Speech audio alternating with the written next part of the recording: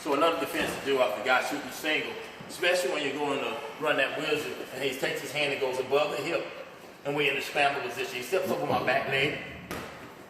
Here, he steps over my back leg. I'm going to put his shoulder to the mat, and I'm going to take my hand, post it on the mat here, keep the pressure here.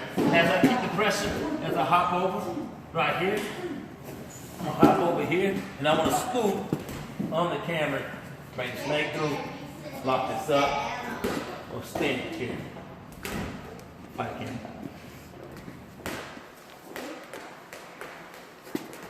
Right there.